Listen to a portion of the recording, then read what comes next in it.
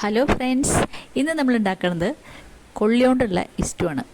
ഇവിടെ തൃശ്ശൂർ കൊള്ളി എന്നാണ് പറയുക. കപ്പാന്നും പൂളക്കിഴങ്ങെന്നും ഒക്കെ പറയും കേട്ടോ ഇതിന്. അപ്പോൾ അതുകൊണ്ടുള്ള ഇഷ്ടമാണ് ഉണ്ടാക്കുന്നത്. അത് നമുക്ക് അപ്പത്തിൻ്റെ കൂടെ, ദോശയുടെ കൂടെ, വടക്കോട്ട് എന്ന് പറഞ്ഞാൽ തൃശ്ശൂരിൻ്റെ വടക്കേ ഭാഗത്തേക്ക് ഇത് ഇഡ്ഡലിയുടെ കൂടെയും കഴിക്കും. അവിടെ ഇഡ്ഡലി ഇഷ്ടു ഒരു സ്പെഷ്യൽ ബ്രേക്ക്ഫാസ്റ്റാണ്. അപ്പോൾ ഇഡ്ഡലിയുടെ കൂടെയും നമുക്ക് കഴിക്കാം. അപ്പോൾ നമുക്ക് പെട്ടെന്ന് തന്നെ വീഡിയോയിലേക്ക് പോകാം കേട്ടോ. ഞാനിവിടെ ഒരു 1.5 കിലോ കൊള്ളിയാണ് വാങ്ങി വെച്ചിട്ടുള്ളത്. ഇനി അതൊന്ന് കഴുകി വൃത്തിയാക്കി അതിൻ്റെ തൊലിയൊക്കെ നല്ലോണം കഴുകി എടുത്തതിന് ശേഷം നമുക്ക് ചെറിയ ചെറിയ കഷ്ണങ്ങളാക്കി ഒന്ന് തിളപ്പിച്ച് കളയാം കേട്ടോ. അപ്പോൾ അങ്ങനെ തിളപ്പിച്ച് കളഞ്ഞ കഷ്ണമാണ്. വെറുതെ വെള്ളത്തിലിട്ടൊന്ന് തിളപ്പിച്ചിട്ട് ആ വെള്ളം ഊറ്റിക്കളയാം, അത്രേ ഉള്ളൂ. പിന്നെ ഞാൻ ഇവിടെ അതിൽ ചേർക്കാനുള്ളത് 2 സവോള അരിഞ്ഞത്, പിന്നെ ഒരു 8-9 പച്ചമുളക്, അത് എരിവനുസരിച്ച് എടുക്കുക, വേറെ മുളക് പൊടിയൊന്നും വേണ്ട. പിന്നെ വലിയ കഷ്ണം ഒരു ഇഞ്ചി ചെറുതായിട്ട് അരിഞ്ഞ് വെച്ചിട്ടുണ്ട്, 2 കറിവേപ്പിലയുടെ തണ്ടെടുത്ത് വെച്ചിട്ടുണ്ട്, ഒരു നാളികേരം ചിരകിയും വെച്ചിട്ടുണ്ട് കേട്ടോ. അപ്പോൾ നാളികേരത്തിൻ്റെ പാല് നമുക്ക് 3 പാലായിട്ട് എടുക്കണം.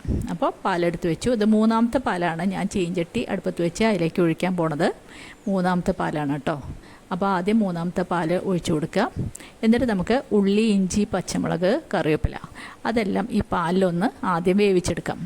അതിലേക്ക് നമ്മൾ അരിഞ്ഞു വെച്ച സവോളയും ഇഞ്ചിയും പച്ചമുളകും ചേർത്ത് കൊടുക്കുക.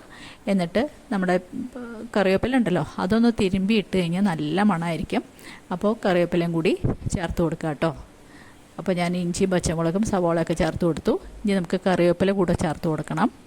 നല്ല ഫ്രഷ് ആയിട്ടുള്ള കറിവേപ്പില കുറച്ച് ചേർത്ത് കൊടുക്കുക.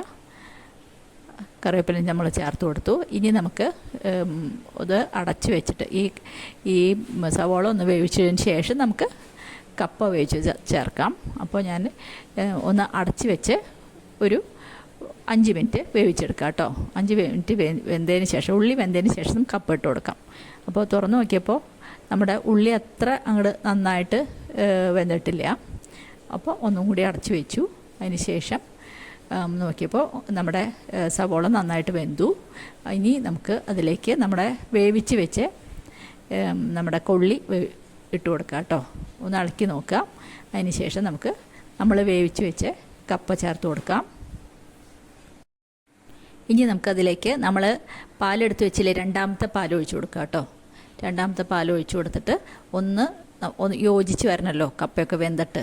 അപ്പോൾ 2ാമത്തെ പാൽ ഒഴിച്ചതിന് ശേഷം നമുക്ക് നന്നായിട്ടൊന്ന് ഇളക്കി കൊടുക്കാം. വല്ലാണ്ട് ഉടഞ്ഞ് പേസ്റ്റ് ആവണ്ട, ഒന്ന് ചെറുതായിട്ട് ഇളക്കി കൊടുത്തു കഴിഞ്ഞാൽ ഒന്ന് യോജിച്ച് വരും ഈ സവോളയും നമ്മുടെ കപ്പയെല്ലാം കൂടിയിട്ട്. ഇനി നമുക്ക് അതിലേക്ക് ആവശ്യമായിട്ടുള്ള ഉപ്പ് ചേർത്ത് കൊടുക്കണം. നമ്മുടെ കറിക്ക് ആവശ്യമായിട്ടുള്ള ഉപ്പ്, 1 സ്പൂൺ നല്ലോണം ഉപ്പ് ചേർത്ത് കൊടുത്തു കേട്ടോ. ഇനി നമുക്ക് ഒന്ന് അടച്ച് വെച്ച് വേവിക്കാം. ഇനി നമ്മൾ ഒരു 5-6 മിനിറ്റ് അടച്ച് വെച്ച് വേവിച്ചു. അപ്പോൾ തുറന്നു നോക്കിയപ്പോൾ നല്ല പാകമായിട്ടുണ്ട്. നമ്മുടെ ഇഷ്ടമൊക്കെ നല്ലോണം തിളച്ച് കൊഴുത്ത് വന്നു. ഈ സമയത്ത് ഉപ്പിൻ്റെ അളവും എരിവിൻ്റെ അളവൊക്കെ നോക്കിക്കോളൂ പാകമായിട്ടുണ്ടോയെന്ന്. അപ്പോൾ ഒന്ന് നല്ലോണം ഇളക്കി കൊടുക്കുക. അപ്പോൾ നമ്മുടെ ഇഷ്ടു ഏകദേശം തയ്യാറായി. സ്റ്റൗ ഓഫ് ചെയ്തതിന് ശേഷം നമുക്ക് തെമ്പാൽ ഒഴിച്ചു കൊടുക്കാം കേട്ടോ. ഈ 1ാം പാലിന് തെമ്പാലെന്നാണ് ഇവിടങ്ങളിലൊക്കെ പറയുക. അവിടെ നിങ്ങളുടെ അവിടെയൊക്കെ എന്താ പറയുക? അപ്പോൾ ഞാൻ തെമ്പാൽ ഒഴിച്ചു കൊടുത്തു കേട്ടോ. ഇനി നമുക്ക് സ്റ്റൗ ഓഫ് ചെയ്തുല്ലോ. നമ്മുടെ ഇസ്റ്റു ഏകദേശം തയ്യാറായി. ഇനിയിപ്പോൾ അതിൻ്റെ മീതെ കൂടെ നമുക്ക് 1 ടേബിൾ സ്പൂൺ പച്ച വെളിച്ചെണ്ണ ഒഴിച്ചു കൊടുക്കുക കേട്ടോ. ഞാൻ സ്റ്റൗ ഒക്കെ ഓഫ് ചെയ്തു. ഇനി സെർവിങ് ബോളിലേക്ക് നമുക്ക് മാറ്റാം. വെളിച്ചെണ്ണ ഒഴിച്ചു കൊടുത്തു. നല്ല ഇഷ്ടൻ്റെ മണം വരുന്നുണ്ട്. ഇത് പുട്ടിൻ്റെ കൂടെയും കൂടിയും കഴിക്കാം കേട്ടോ. അപ്പോൾ നല്ല സൂപ്പർ നമ്മുടെ ഇഷ്ടു തയ്യാറായിട്ടോ. എല്ലാവരും ഉണ്ടാക്കി നോക്കണം കേട്ടോ. ഇനി അതിൻ്റെ മീതെ കൂടെ നമുക്ക് കുറച്ചും കൂടി നല്ല ഫ്രഷായിട്ടുള്ള കറിവേപ്പില ഇട്ട് കൊടുക്കാം. അപ്പോൾ ഞാൻ കറിവേപ്പിലയും കൂടി ഇട്ട് കൊടുത്തു കേട്ടോ. ഇനി നമുക്ക് നമ്മുടെ കറി ഇഷ്ടു സെർവിങ് ബോളിലേക്ക് മാറ്റാം. ഇനി നമുക്കത് ഇഡ്ഡലിയുടെ കൂടെയോ ദോശയുടെ കൂടെയൊക്കെ കഴിക്കാം. ഇന്നിവിടെ ഇഡ്ഡലിയാണ്, അപ്പോൾ ഇഡ്ഡലിയുടെ കൂടെയാണ് ഉണ്ടാക്കിയത്. എല്ലാവരും ലൈക്ക് ചെയ്യണം. നമ്മുടെ വീഡിയോ ഇഷ്ടമാവുകയാണെങ്കിൽ പിന്നെ എല്ലാവരും ഷെയർ ചെയ്യണം. എൻ്റെ വീഡിയോ ആദ്യമായിട്ട് കാണുകയാണെങ്കിൽ സബ്സ്ക്രൈബ് ചെയ്ത് സപ്പോർട്ട് ചെയ്യാനും മറന്നു പോകരുത് കേട്ടോ.